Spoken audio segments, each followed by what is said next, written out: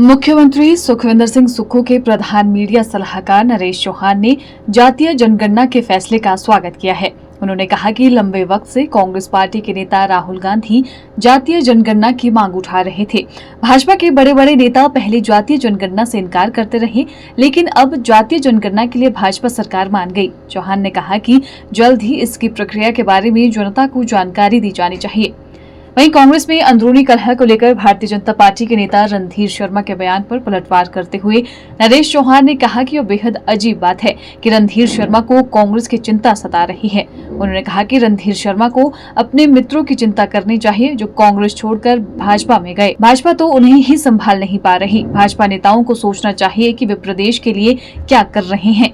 विपक्ष ने और खास तौर पे माननीय राहुल गांधी जी ने आरक्षण को लेके जो जाति हमारा जो सेंसस को लेके उसको लेके एक बड़ी लंबी लड़ाई काफी वर्षों से, आप समझे 11 सालों से इस पे जो है लगातार बात हो रही थी। पूरा विपक्ष और कांग्रेस पार्टी और हमारे नेता राहुल गांधी जी इसकी अगुवाई कर रहे थे और उनकी एक सोच थी कि भाई देश के अंदर जो जनगणना है वो इस प्रकार से होनी चाहिए कि जिसमें हर जाति के लोगों का हमारे पास अपना एक रिकॉर्ड होना चाहिए देश के अंदर कि हमारे देश के अंदर किस किस वर्ग के लोग रहते हैं और उनका एक डाटा जो है पूरे देश के सामने होना चाहिए। लेकिन ये 11 साल से इस लड़ाई को अब जाके जो है नरेंद्र मोदी जी ने और उनकी सरकार ने इसको एक्सेप्ट किया है। अब आप ये समझें कि वो इस जनगणना के लिए तैयार हो गए। अब सवाल था कि इतने साल क्यों बर्बाद हुए। जनगणना 2021 में होनी थी, लेकिन इनके रवैये की वजह से वो लगातार उसको इतने सालों तक डिले किया गया। लेकिन अब देर आए दुरुस्त आए, उन्होंने इस बात को एक्सेप्ट किया है, इसके लिए वो तैयार हो गए हैं। अब उसके पीछे भी और सवाल है कांग्रेस पार्टी के भी और विपक्ष के सभी लोगों के भी कि आप इसको किस तरह से करोगे। उन्होंने कहा कि भाई ये जो है केवल मात्र एक्सेप्ट करके सुर्खियां बनाने के लिए नहीं होना चाहिए। जमीनी स्तर पे इस जनगणना को कैसे उतरेगी और आपका क्या इसके लिए रोड मैप है, आपका समय सीमा क्या रहेगी। देश ये जानना चाहता है कि जो जनगणना होगी उसके लिए बजट का प्रावधान क्या किया जाएगा, कितना बजट इसमें लगेगा, कितना खर्चा इसमें होगा और इसकी तय सीमा क्या रहेगी।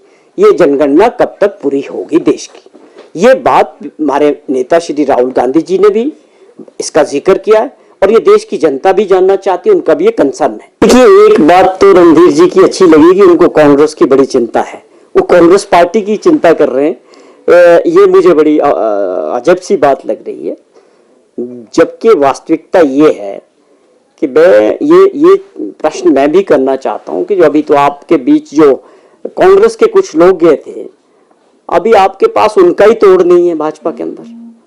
और भाजपा जिस प्रकार की परिस्थितियों से गुजर रही है, अब आप देखें कि राष्ट्रीय अध्यक्ष नड्डा जी खुद आके चंबा जिला में जिस प्रकार दौरा करके गए और जो उनको एक जिला का जिम्मा सौंपा गया है। और आप दूसरी तरफ जयराम जी पूर्व मुख्यमंत्री रहे हैं, विपक्ष के नेता हैं, वो अपनी वर्चस्व की लड़ाई लड़ रहे हैं, स्वाभाविक है। और बिंदल साहब को भी लगता है कि मेरे जीवन का भी अभी ये अच्छा समय है, वो उनकी भी महत्वाकांक्षा है। अनुराग ठाकुर जी अपने आप में भारत सरकार में मंत्री रहे हैं, वो भी राज्य के अंदर अपना ये देख रहे हैं कि कैसे हम आगे बढ़ेंगे। उसके अलावा और जो कांग्रेस से जो नेता गए हैं, उनके जाने के बाद जो भाजपा के अंदर जो माहौल है वो आप लोगों के सामने और वो सब जनता के पब्लिक डोमेन में आ चुका है कि वहां लीडरशिप को लेके एक धड़ा दूसरे धड़े को लीडर नहीं मानता है। इस वक्त भाजपा के अंदर स्थिति यह है कि कोई भी राज्य स्तर के नेताओं को एक दूसरे को मानने को तैयार नहीं है। और आप जिक्र कर रहे हैं कांग्रेस का,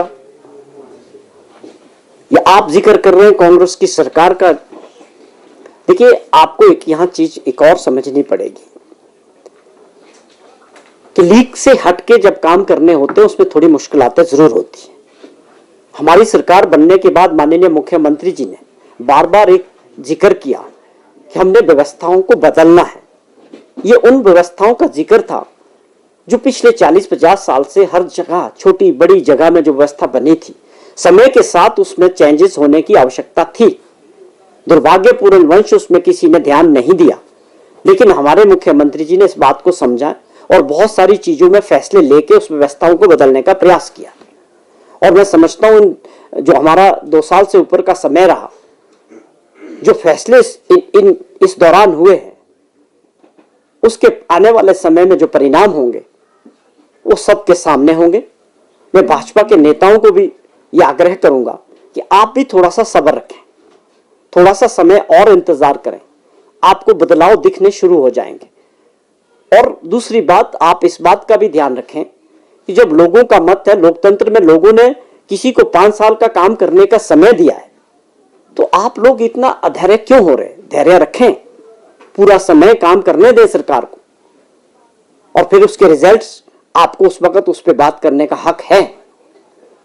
और प्रदेश हित में कोई आपके जो चुने हुए लोग हैं, मेंबर ऑफ पार्लियामेंट्स हैं, वो अपनी उपलब्धि बताएं कि उन्होंने इस दौरान प्रदेश के जो भी मसले थे, क्या वो भारत सरकार में उठाए? क्या उनको लेके आपने कभी गंभीरता दिखाई? आप बताएं, बताना चाहिए। Bureau report, channel 9, Shimla.